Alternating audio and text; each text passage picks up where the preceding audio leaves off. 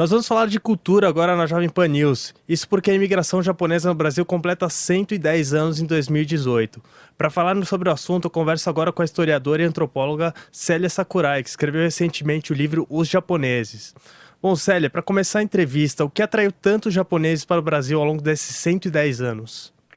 A questão da vinda dos imigrantes japoneses para o Brasil foi meramente econômica, de interesse tanto por parte do Japão como do Brasil. O Brasil precisava de mão de obra para as plantações de café e o Japão estava passando por uma crise econômica e demográfica, quer dizer, havia muita gente lá no Japão, então a necessidade de mandar imigrantes para fora do país e o Brasil recebendo então esses imigrantes para as fazendas de café. Nessa mudança do contexto econômico, tem muito japonês ainda? Como é que está essa situação hoje em dia?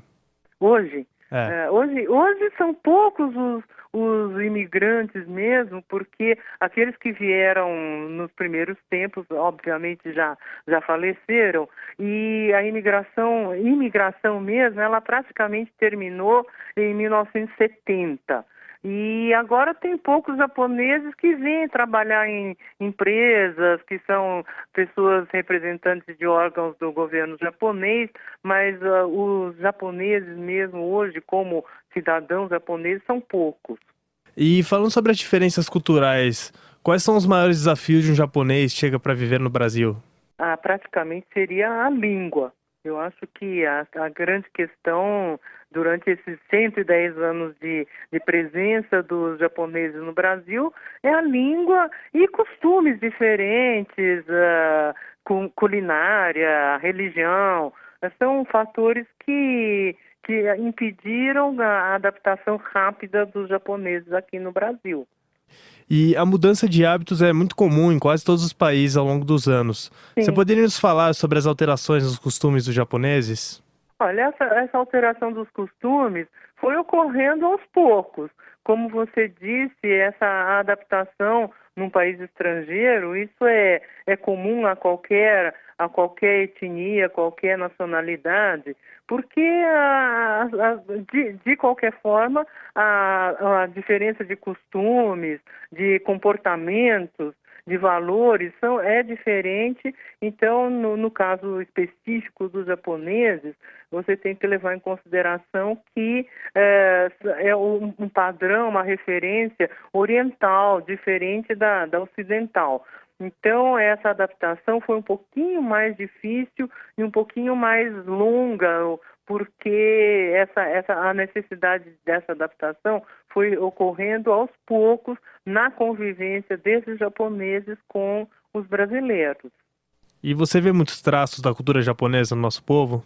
Aos pouquinhos, então, da mesma forma que essa adaptação foi ocorrendo, essa visibilidade da presença dos japoneses aqui no Brasil, ela também foi ocorrendo aos poucos. Eu creio que hoje falar sobre japoneses não é a mesma coisa que há 50 anos atrás, porque hoje a convivência trouxe mais familiaridade. Então, dá para se ver nas grandes cidades, pelo menos, que os japoneses já não são tão estranhos como eram há 110 anos atrás. E você poderia citar alguns hábitos curiosos japoneses, assim, que causariam mais espanto, assim, para a nossa cultura? Bom, algumas das curiosidades sobre os japoneses é que desde o início da imigração, os japoneses se reuniam em grupos, em associações, justamente porque essa diferença de cultura, de língua, levava os japoneses a se reunir em associações. Então havia sempre um ditado ou uma fala popular de que onde havia japoneses havia uma associação e uma escola. Uma coisa que foi muito importante durante todos esses 110 anos é a presença da educação na vida cotidiana desses japoneses. Outras coisas que foram muito curiosas, que os brasileiros achavam muito, muito estranho, era o fato de que os japoneses tomavam banho num ofurô. Ofurô é aquele banho de imersão, que hoje é até famoso, mas nos primeiros anos, esse banho de imersão era muito estranho para os hábitos brasileiros, justamente porque era feito fora das casas, e as pessoas, então, tomavam banho mais ou menos assim em público, não é? Então, isso no Japão é uma coisa muito comum, mas aqui no processo de imigração foi alguma coisa estranha.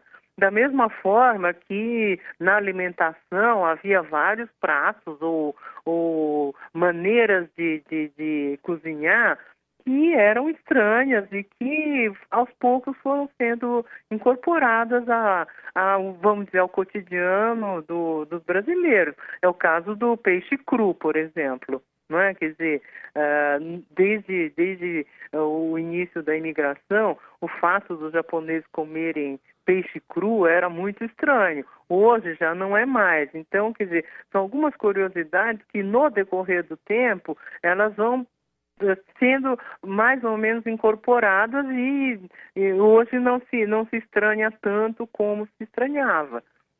Da mesma forma, você pode falar sobre a incorporação de várias palavras da língua japonesa hoje no dicionário brasileiro. É o caso Nisei, por exemplo. Nisei hoje é uma palavra que está nos dicionários e que significa o descendente de segunda geração desses imigrantes que vieram há 110 anos.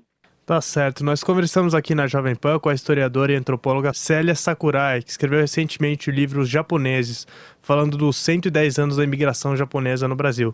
Célia, muito obrigado pela sua participação aqui na programação e até uma próxima. Eu que agradeço. Obrigada.